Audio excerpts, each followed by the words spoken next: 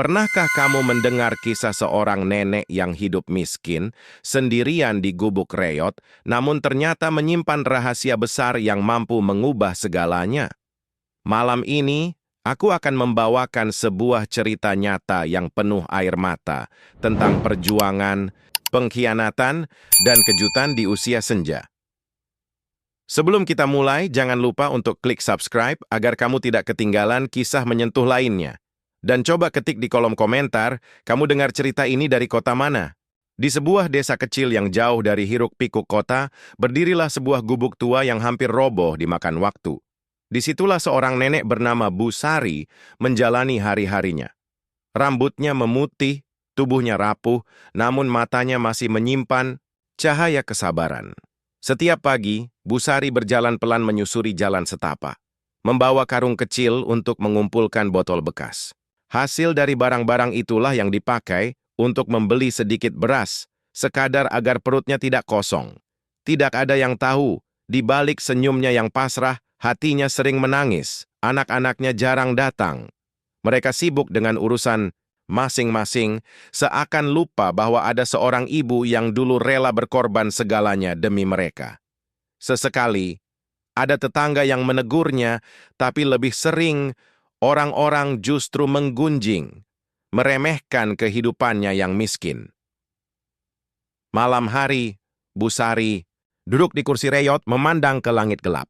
Angin menerobos celah-celah dinding bambu membuat tubuhnya menggigil, namun ia hanya tersenyum tipis, seakan ingin meyakinkan dirinya sendiri bahwa besok akan baik-baik saja. Tidak ada yang tahu, di balik kesunyian itu, Bu Sari menyimpan sebuah rahasia masa lalu yang kelak akan mengguncang keluarganya.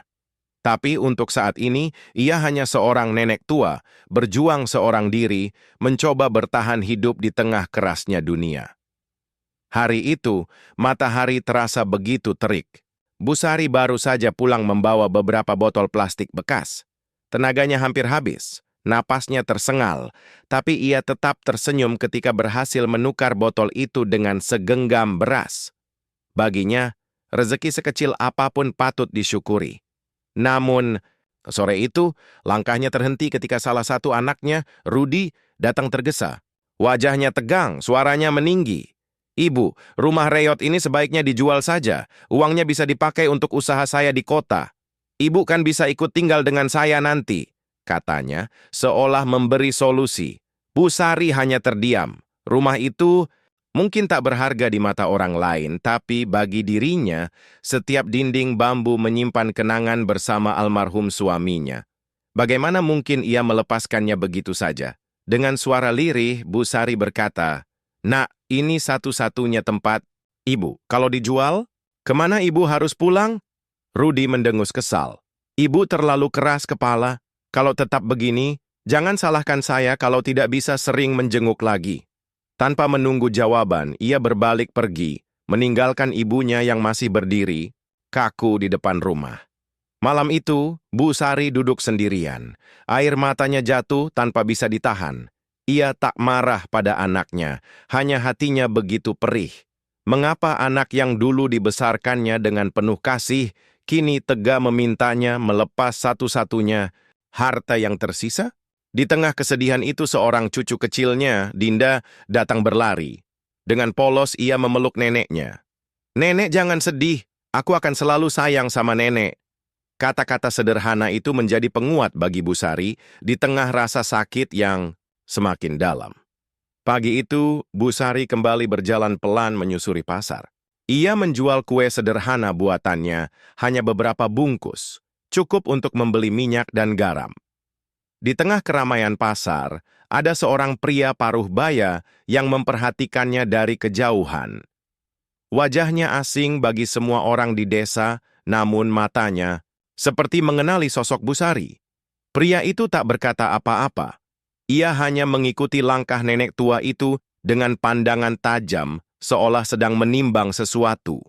Sore harinya, ketika Bu Sari duduk di teras gubuknya, pria itu muncul. Dengan sopan ia menyapa, "Permisi Bu, apakah benar ibu bernama Sari?" Bu Sari kaget. Jarang ada orang asing yang tahu namanya. Dengan hati-hati ia menjawab, "Iya, betul." Tapi, siapa Bapak? Pria itu tersenyum samar, lalu berkata singkat, "Nama saya Andi. Saya hanya kebetulan lewat. Melihat ibu, rasanya seperti melihat seseorang dari masa lalu." Bu Sari terdiam. Ada sesuatu dalam tatapan pria itu yang membuat hatinya bergetar, seolah membuka pintu ingatan lama yang sudah lama, kunci rapat. Tapi ia memilih diam, menahan rasa curiga sekaligus penasaran. Malam itu, Bu Sari tidak bisa tidur. Kata-kata pria asing itu terus terngiang di kepalanya. Siapa sebenarnya dia, mengapa ia tahu namanya, dan mengapa tatapannya seperti menyimpan rahasia besar yang berkaitan dengan dirinya? Di balik ketenangan desa, perlahan-lahan sebuah misteri mulai terungkap. Masa lalu yang selama ini dikubur ternyata tidak benar-benar hilang. Beberapa hari setelah pertemuan dengan pria asing bernama Andi, Bu Sari kembali didatangi oleh anaknya, Rudi. Kali ini ia tidak datang sendiri, melainkan bersama adiknya, Mira. Wajah keduanya penuh tuntutan. "Ibu, kami sudah bicara, rumah ini harus dijual. Harga tanah di desa naik, kalau ibu terus menunda, kita semua rugi," ujar Mira dengan nada dingin. Bu Sari menunduk, hatinya terasa berat. Ia tahu anak-anaknya memikirkan uang, bukan tempat tinggal atau kenangan. Ia berusaha menolak dengan lembut. "Nak, rumah ini satu-satunya peninggalan dari ayah kalian. Ibu mohon, jangan paksa ibu menjualnya." Rudi memukul meja bambu hingga berderak. "Ibu selalu mementingkan masa lalu. Apa ibu tidak kasihan melihat anak-anak ibu kesulitan? Kalau bukan karena keras kepala ibu, mungkin usaha saya sudah maju." Tangis Bu Sari pecah, tapi suaranya tetap lirih. "Kamu pikir ibu tidak kasihan? Ibu rela lapar, asal kalian bisa makan. Ibu rela dingin, asal kalian bisa tidur nyenyak. Tapi jangan minta ibu menjual rumah ini. Ini tempat terakhir ibu bisa pulang." Mira hanya terdiam, menatap dengan mata penuh kecewa, sementara Rudi beranjak pergi dengan langkah kasar. Tanpa mereka sadari, cucu kecil Bu Sari, Dinda, bersembunyi di balik pintu. Ia mendengar semua percakapan itu. Malamnya, Dinda memeluk neneknya erat-erat. "Nenek jangan takut, aku akan selalu ada buat nenek." Di kejauhan, dari balik kegelapan, sosok Andi kembali memperhatikan. Matanya seolah menyimpan jawaban atas semua masalah yang sedang menimpa keluarga Bu Sari. Pagi itu, Bu Sari duduk di teras rumahnya sambil menjemur pakaian lusuh. Angin bertiup pelan, membawa aroma tanah basah setelah hujan semalam. Ia tampak letih, pikirannya masih terbayang perdebatan keras dengan anak-anaknya. Tiba-tiba, suara langkah terdengar mendekat. Andi, pria asing itu, muncul kembali.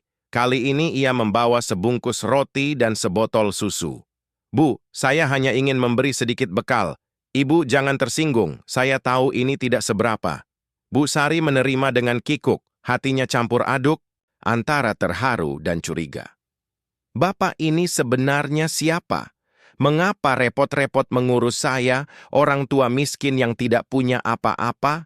Andi menatapnya dalam, seakan ingin mengucapkan sesuatu yang besar, namun ia menahan diri.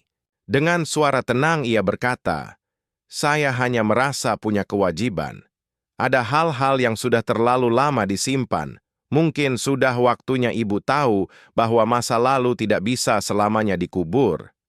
Kata-kata itu membuat dada Bu Sari sesak. "Apa maksud Bapak?" tanyanya pelan. Andi tersenyum samar. "Nanti akan tiba saatnya. Saya hanya ingin ibu bersiap karena mungkin hidup ibu tidak akan sama lagi setelah ini." Malam harinya, Bu Sari tidak bisa memejamkan mata. Kalimat pria itu berputar-putar di kepalanya. Masa lalu apa yang dimaksud? Mengapa harus sekarang terbuka? Dan mengapa wajah Andi begitu mirip dengan seseorang yang pernah ia kenal puluhan tahun lalu? Di tengah kesunyiannya, ia sadar, badai yang lebih besar sedang menunggu. Hari itu, langit mendung menyelimuti desa. Bu Sari sedang merapikan sudut gubuknya yang bocor. Saat memindahkan peti kayu tua, tiba-tiba papan bawahnya terlepas. Dari celah itu, ia menemukan sebuah kotak kecil berdebu yang sudah lama terlupakan. Dengan tangan gemetar, Bu Sari membuka kotak itu. Di dalamnya ada selembar foto lama, sudah menguning dimakan waktu. Foto seorang gadis muda berbalut kebaya, berdiri di depan rumah besar nan megah. Dan gadis itu adalah dirinya, puluhan tahun yang lalu. Air matanya jatuh tanpa sadar. Semua kenangan yang berusaha ia kubur kembali menyeruak. Masa mudanya sebagai anak seorang bangsawan kaya raya. Masa ketika ia menolak perjodohan dan memilih lari bersama lelaki sederhana yang ia cintai. Keputusan yang membuatnya diputus hubungan keluarga, kehilangan segalanya, hingga akhirnya hidup miskin di usia senja. Saat Bu Sari masih terpaku pada foto itu, terdengar suara kecil. Dinda, cucunya, mengintip dari pintu. "Nenek, itu siapa? Kok mirip sekali sama nenek, tapi rumahnya bagus sekali." Bu Sari cepat-cepat menyembunyikan foto itu. "Tidak ada apa-apa, Nak. Hanya masa lalu yang tidak perlu kamu tahu." Namun malamnya, ketika ia termenung memandang foto itu lagi, tiba-tiba suara Andi terdengar dari luar. "Bu Sari." Akhirnya ibu menemukan sesuatu yang seharusnya tidak pernah hilang. Bu Sari terperanjat. Bagaimana pria itu tahu? Dan apa sebenarnya hubungannya dengan masa lalu kelam yang selama ini ia rahasiakan? Malam itu, udara terasa lebih dingin dari biasanya. Bu Sari masih duduk memegang foto lama yang ditemukannya. Jantungnya berdegup kencang setiap kali menatap rumah megah di dalam foto itu. Tiba-tiba, suara batuk pelan terdengar di luar. Andi muncul, berdiri dengan wajah serius. Ia melangkah mendekat, lalu duduk di kursi bambu di hadapan Bu Sari. "Saya tahu ibu sudah menemukannya," ucapnya pelan sambil melirik foto di tangan Bu Sari. Bu Sari terkejut. "Bagaimana kamu bisa tahu tentang foto ini? Siapa kamu sebenarnya?" Andi menghela napas panjang. "Saya bukan orang asing. Saya pernah mengenal keluarga besar yang dulu menjadi bagian dari hidup ibu. Saya diutus untuk mencari ibu karena ternyata ada hal yang belum selesai." Bu Sari menatapnya dengan mata berkaca-kaca. "Jangan main-main dengan saya. Keluarga itu sudah lama melupakan saya. Bagi mereka, saya hanyalah aib." Andi menggeleng. "Tidak semua orang melupakanmu, Bu. Ada yang masih menunggu, ada yang masih menyimpan penyesalan. Dan saya datang untuk membawa kabar bahwa nama ibu belum benar-benar terhapus." Suasana hening. Hanya suara jangkrik terdengar. Bu Sari merasakan dadanya sesak, seolah masa lalu yang selama ini ia kubur kembali menuntut untuk dibuka. Namun, sebelum ia bisa bertanya lebih jauh, suara langkah kaki terdengar dari kejauhan. Iya, Rudi dan Mira datang lagi, kali ini dengan wajah penuh curiga. Mereka melihat Andi duduk bersama ibu mereka. "Apa-apaan ini? Siapa orang asing ini, Bu? Apa yang ibu sembunyikan dari kami?" Rudi menuding dengan nada keras. Dalam sekejap, ketenangan berubah menjadi tegang. Rahasia lama yang belum sempat terucap, kini hampir terbongkar di hadapan anak-anaknya. Rudi berdiri dengan wajah merah padam, menunjuk ke arah Andi yang duduk tenang. "Ibu, katakan yang sebenarnya. Siapa orang ini? Apa yang selama ini ibu sembunyikan dari kami?" Mira ikut bicara, suaranya dingin namun menusuk. "Jangan-jangan selama ini ibu masih punya harta ya? Pantas saja ibu keras kepala menolak menjual rumah reot ini. Ibu pasti menyembunyikan sesuatu." Bu Sari gemetar, air matanya mengalir tanpa bisa ditahan. "Anakku, apa yang kalian pikirkan? Itu salah. Ibu tidak punya apa-apa selain rumah ini. Kalaupun ada masa lalu, itu bukan harta, melainkan luka yang ibu simpan sendiri." Rudi mengibaskan tangan dengan kesal. "Ah, alasan. Kami sudah capek hidup susah. Kalau ibu benar-benar sayang pada kami, seharusnya ibu memberi jalan, bukan menyusahkan." Andi akhirnya angkat bicara, suaranya tenang tapi tegas. "Kalian salah besar. Ibu kalian bukan sedang menyembunyikan harta, tapi menyembunyikan kisah. Kisah yang akan membuka mata kalian tentang siapa sebenarnya ibu kalian." Mira menatap tajam. "Apa maksud Anda?" Andi hanya tersenyum samar. "Bukan tempat saya yang membeberkan semuanya sekarang, tapi saya bisa pastikan kebenaran itu akan membuat kalian terkejut dan mungkin menyesal." Rudi mengepalkan tangan, wajahnya semakin curiga. Ia berbalik pergi dengan langkah kasar, sementara Mira masih berdiri terpaku, bingung antara marah dan penasaran. Malam itu, Bu Sari duduk termenung sendirian. Dinda mendekat, menggenggam tangan neneknya. "Nenek, aku percaya sama nenek. Aku tahu nenek tidak bohong." Di balik genggaman kecil cucunya, Bu Sari merasa sedikit tenang.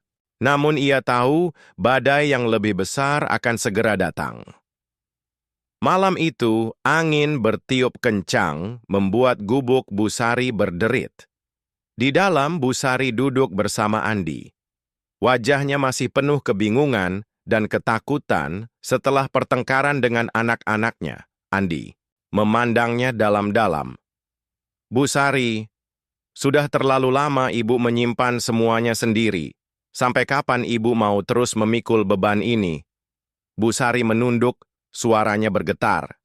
"Saya sudah memilih jalan saya.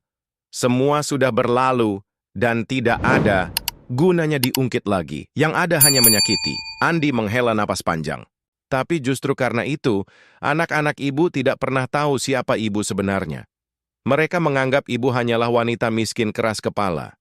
Padahal, Ibu dulu adalah putri dari keluarga terpandang. Bu Sari terdiam, matanya berkaca-kaca. Kata-kata itu bagai pisau yang membuka luka lama. "Jangan ucapkan itu lagi. Keluarga itu sudah menghapus nama saya sejak saya memilih cinta. Saya sudah bukan siapa-siapa." Andi menatapnya penuh iba.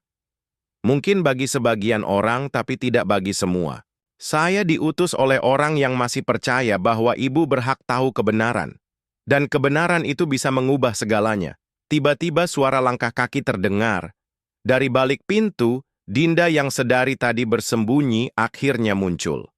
"Nenek, apa benar? Nenek dulu berasal dari keluarga kaya?" Bu Sari terperangah, dadanya sesak. Ia ingin menenangkan cucunya, tapi bibirnya keluh. Untuk pertama kalinya, ia merasa rahasia yang ia kubur dalam-dalam mulai runtuh di hadapan orang yang paling ia sayangi. Malam itu Bu Sari sadar, masa lalunya tidak lagi bisa ia hindari. Pagi itu, langit tampak suram. Bu Sari duduk di beranda, gubuknya wajahnya letih setelah semalaman tak bisa tidur. Pertanyaan cucunya masih terngiang di kepala. Benarkah ia dulu berasal dari keluarga kaya?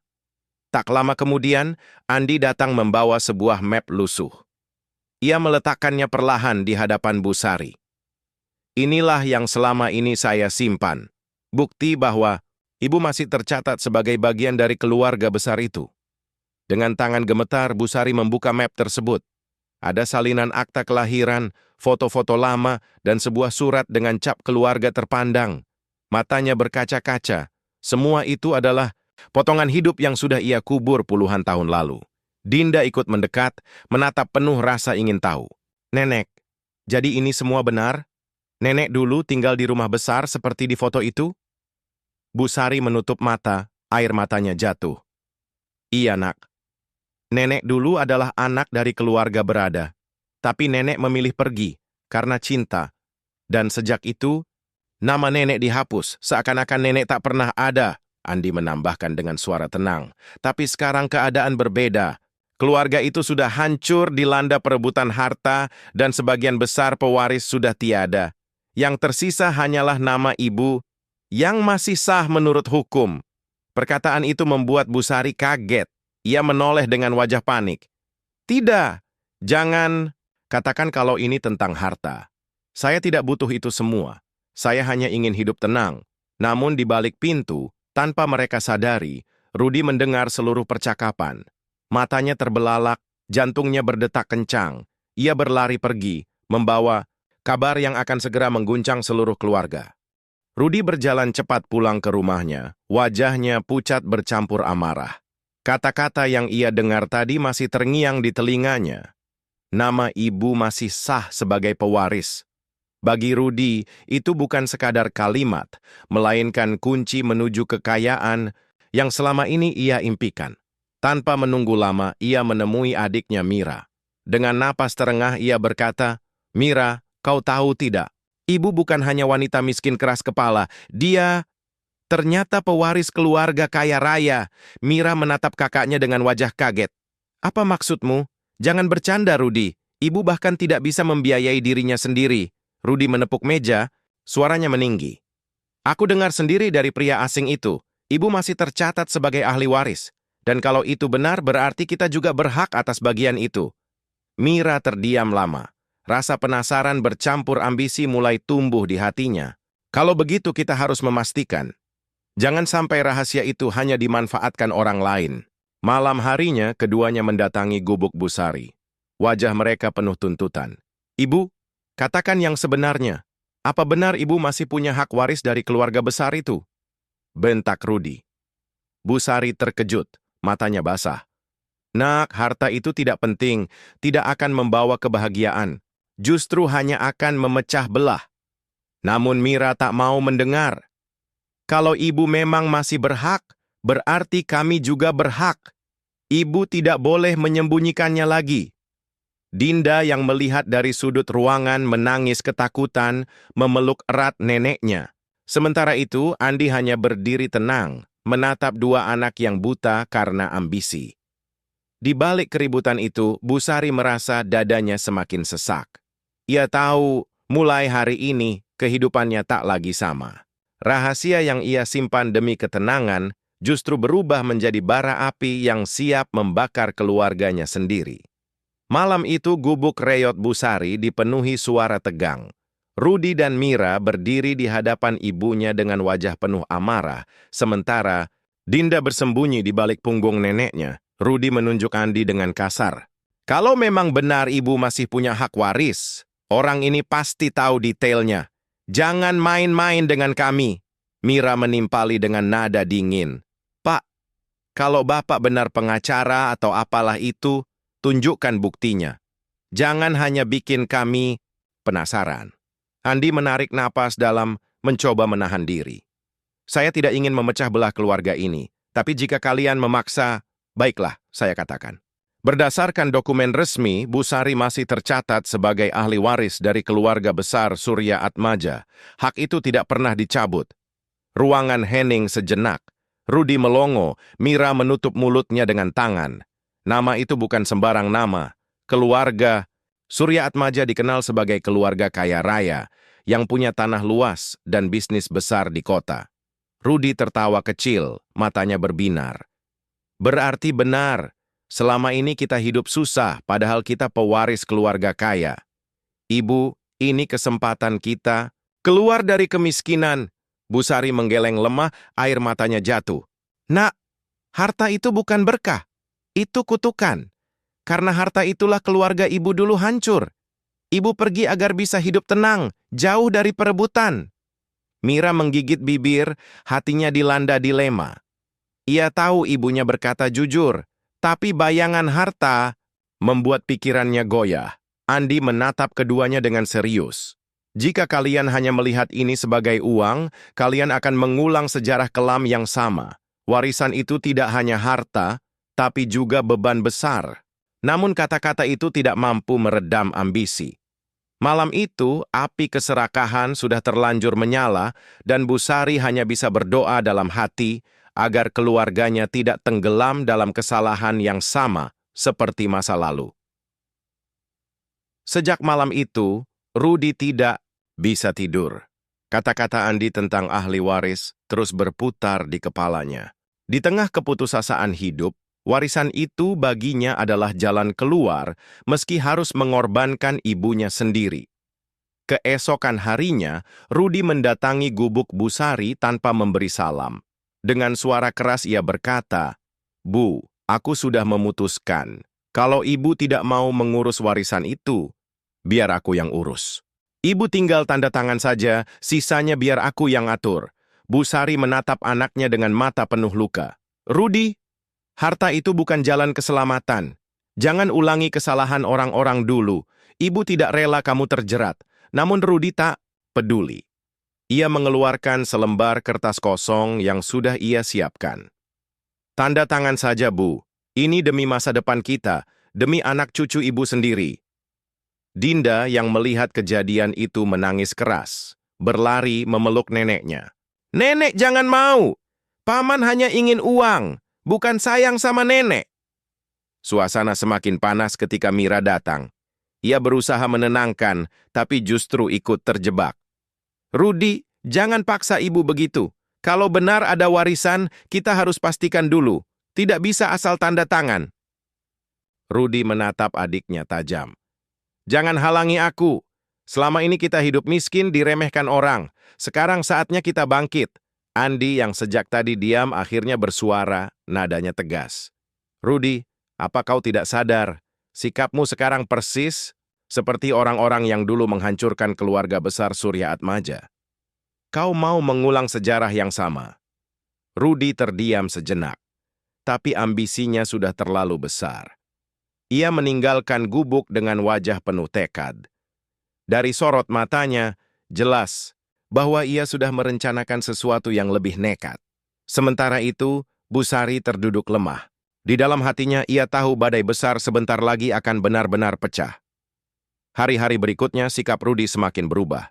Ia jarang pulang ke rumahnya sendiri, lebih sering mondar-mandir ke kota. Orang-orang desa mulai berbisik, mengatakan Rudi terlihat bersama seseorang dari kantor hukum. Mira yang curiga akhirnya menegurnya. "Rudi, apa yang sedang kau lakukan? Jangan bilang kau mencoba mengurus warisan itu diam-diam." Rudi tersenyum sinis. "Kalau aku tidak bergerak, kita akan terus hidup miskin.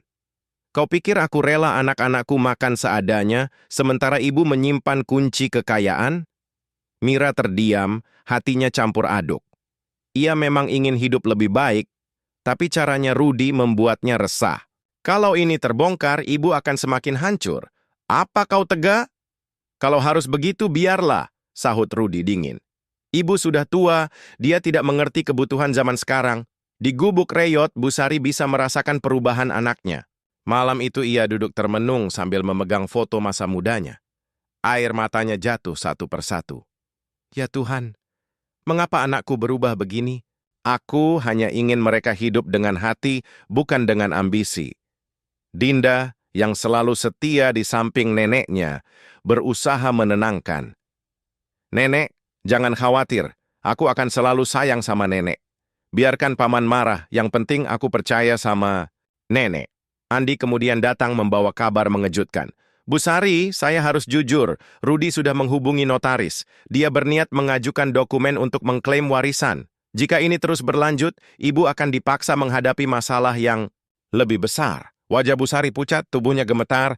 Ia tahu saatnya semakin dekat ketika rahasia yang ia simpan akan menyeret seluruh keluarganya ke dalam jurang yang sama seperti dulu. Malam itu, hujan deras mengguyur desa. Gubuk Busari berderit, air merembes dari atap, namun ia tetap duduk di kursi bambu, menatap kosong keluar jendela. Pikirannya kacau, hatinya perih. Anak-anaknya kini saling curiga, saling menuntut, dan Rudi semakin jauh terseret ambisi. Andi menatapnya penuh iba. "Busari, jika ibu terus diam, keadaan akan makin memburuk. Rudi sudah terlalu jauh." Mira pun mulai goyah. Kebenaran ini harus ibu putuskan sendiri. Apakah akan diungkap atau dikubur selamanya? Busari menggenggam foto masa mudanya erat-erat, lalu berkata lirih, "Saya sudah menanggung beban ini puluhan tahun. Kalau harus berakhir, biarlah berakhir di tangan saya, asal anak-anak saya tidak saling membenci." Keesokan paginya, Busari memanggil Rudi dan Mira ke gubuknya. Wajahnya pucat, tubuhnya lemah, tapi sorot matanya tegas. "Nak, dengarkan ibu baik-baik. Jika kalian menginginkan warisan itu, ibu tidak akan menghalangi. Ibu rela melepaskan semuanya, tapi ingat satu hal, harta itu hanya akan menghancurkan, bukan menyatukan." Rudi terdiam, tapi tatapannya masih menyimpan api. "Kalau begitu, biarkan aku yang urus. Ibu tinggal tanda tangan saja." Mira menunduk, hatinya gelisah. Ia mulai sadar, keinginan Rudi sudah berubah menjadi obsesi. Namun ia juga tidak punya keberanian untuk melawan kakaknya. Dinda memeluk neneknya erat-erat. "Nenek jangan sedih. Aku tidak peduli ada harta atau tidak, yang penting nenek tetap ada buat aku. Air mata Bu Sari jatuh. Dalam hatinya ia tahu, keputusan ini akan menjadi titik balik.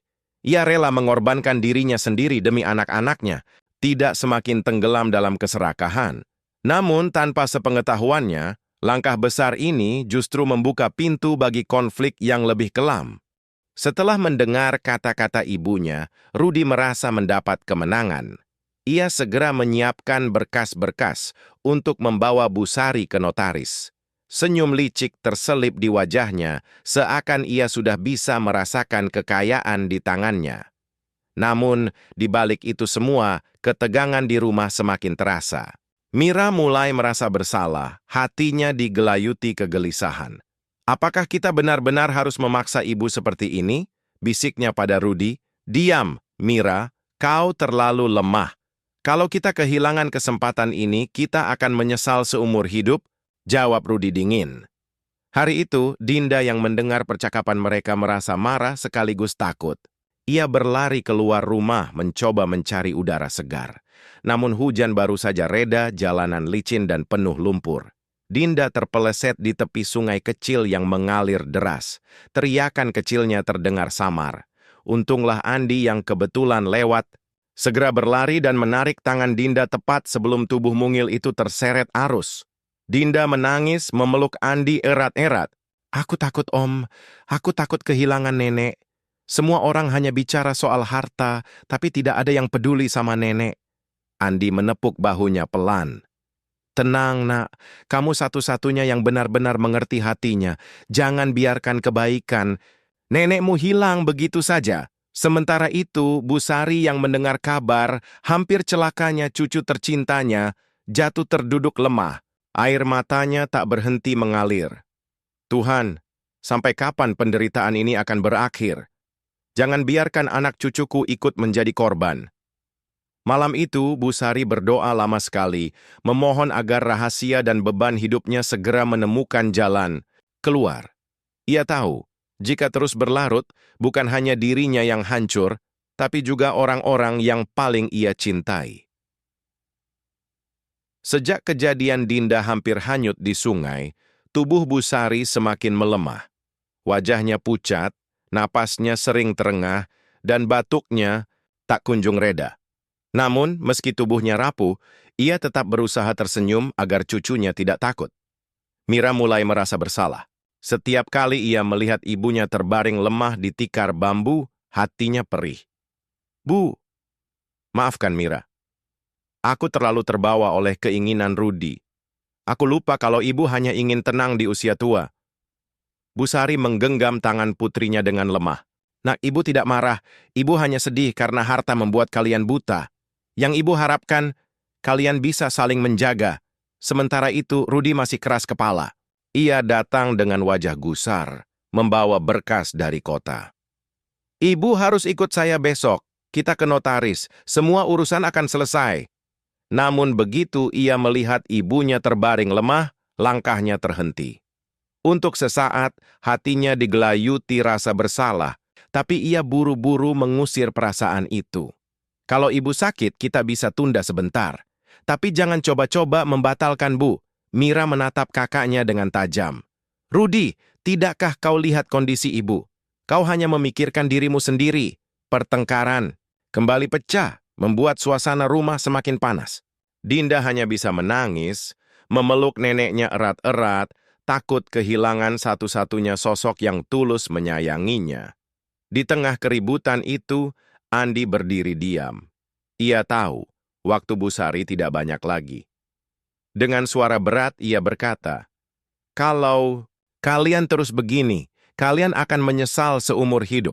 Jangan sampai terlambat meminta maaf. Kata-kata itu menggantung di udara, menusuk hati semua orang. Namun kesadaran kadang datang ketika semuanya sudah hampir berakhir. Malam itu, tubuh Bu Sari semakin lemah. Batuknya disertai darah, wajahnya pucat pasi, dan matanya mulai sayu. Dinda tak berhenti menangis sambil menggenggam tangan neneknya. Nenek, jangan tinggalkan aku. Aku masih butuh nenek. Mira sibuk mengipasi ibunya. Air matanya jatuh tanpa henti. Bu, bertahanlah. Aku janji, aku tidak akan lagi membicarakan harta. Aku hanya ingin ibu sehat. Namun Rudi masih berdiri kaku di sudut ruangan. Hatinya bimbang, tapi mulutnya keluh. Semua ambisi yang selama ini ia kejar tiba-tiba terasa hampa saat melihat ibunya sekarat. Untuk pertama kalinya, ia merasa takut. Takut kehilangan sosok yang selama ini ia anggap remeh. Andi memanggil seorang perawat dari kota untuk memeriksa Busari. Setelah melihat kondisinya, wajah perawat itu serius. Beliau terlalu banyak menahan beban pikiran. Kalau terus seperti ini, tubuhnya tidak akan kuat bertahan lama. Kata-kata itu membuat ruangan sunyi. Semua hanya bisa menunduk menyadari bahwa waktu Busari mungkin tinggal sedikit. Dengan suara lirih, Busari berkata, "Anak-anakku, berhentilah bertengkar. Harta itu tidak akan membawa kalian kemana-mana. Yang kalian butuhkan hanyalah saling menjaga." Air matanya jatuh, begitu pula air mata Mira. Bahkan Rudi yang keras kepala tak mampu lagi menahan tangis. Ia mendekat, memegang tangan ibunya dengan gemetar. "Bu, maafkan aku. Aku buta karena uang. Aku janji, aku tidak akan memaksa lagi." Namun Busari hanya tersenyum lemah. "Ibu sudah memaafkan sejak lama. Yang penting, kalian jangan saling membenci." Malam itu, suasana rumah penuh dengan tangisan. Untuk pertama kalinya mereka sadar apa yang benar-benar berharga hampir saja hilang dari hidup mereka. Malam itu, suasana gubuk tua dipenuhi tangis dan doa. Tubuh Busari semakin lemah, napasnya tersengal, namun matanya masih menyimpan secercah keteguhan. Di tengah keheningan, Andi berdiri. Wajahnya tegas. "Saya rasa ini saatnya kalian semua tahu kebenaran," ucapnya pelan namun jelas. "Warisan yang kalian perebutkan itu sebenarnya sudah tidak ada lagi." Rudi terperanjat, Mira menutup mulutnya kaget. "Apa maksudmu?" bentak Rudi. Andi mengeluarkan sebuah dokumen dari tasnya. Bertahun-tahun lalu, Busari diam-diam menandatangani surat hibah. Semua bagian warisannya ia sumbangkan ke panti asuhan. Ia memilih anak-anak yatim untuk mendapat kehidupan layak, bukan dirinya sendiri. Ruangan Henning. Rudi terbelalak, wajahnya merah bercampur malu. Mira menangis terseduh sementara Dinda memeluk neneknya erat-erat dengan bangga. Dengan suara serak, Busari mencoba bicara. "Nak, ibu tidak ingin harta itu jadi beban bagi kalian. Ibu sudah melihat bagaimana keluarga besar dulu hancur karena saling berebut. Ibu ingin kalian belajar bahwa cinta dan kebersamaan jauh lebih berharga daripada emas dan tanah." Rudi akhirnya jatuh terduduk, tangisnya pecah. "Bu, maafkan aku. Aku terlalu buta. Aku kira uang bisa menyelamatkan, padahal justru hampir menghancurkan kita." Andi menatap semua orang dengan mata teduh. "Inilah warisan sejati yang ditinggalkan ibu kalian, bukan harta tapi ketulusan hati." Malam itu, untuk pertama kalinya, keluarga itu benar-benar diam. Mereka sadar, segala pertengkaran, segala luka, semua sia-sia, karena cinta seorang ibu ternyata lebih besar dari segalanya. Malam itu, udara desa begitu sunyi. Hanya suara jangkrik terdengar di kejauhan. Di dalam gubuk reot, Busari terbaring lemah, dikelilingi anak-anaknya dan cucu tercinta. Wajahnya pucat, tapi senyumnya begitu damai. Dinda menggenggam tangan neneknya erat-erat, air matanya tak berhenti jatuh. "Nenek, jangan tinggalkan aku. Aku janji akan selalu jadi anak baik." Busari menatap cucunya dengan penuh cinta. "Nak, jangan takut. Nenek selalu ada di hatimu. Ingatlah, bahagia bukan soal harta, tapi soal hati yang ikhlas." Mira menangis, terseduh memeluk ibunya. "Bu, maafkan aku menyesal, aku hanya ingin ibu bahagia." Dengan suara lirih, Busari membalas, "Ibu sudah bahagia, karena melihat kalian akhirnya menyadari arti keluarga."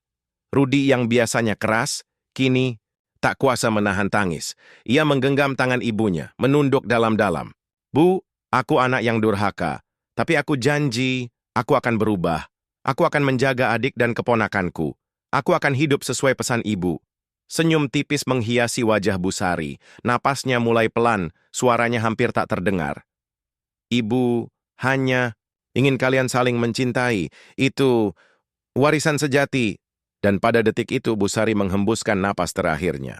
Air mata pecah di ruangan kecil itu. Namun bersamaan dengan kesedihan, lahir pula janji baru. Rudi dan Mira berpelukan untuk pertama kalinya setelah sekian lama bertekad menjaga keluarga kecil mereka. Dinda menatap ke langit malam melalui celah atap, seolah melihat senyum neneknya di antara bintang. Selamat jalan, nenek. Aku akan meneruskan kebaikanmu.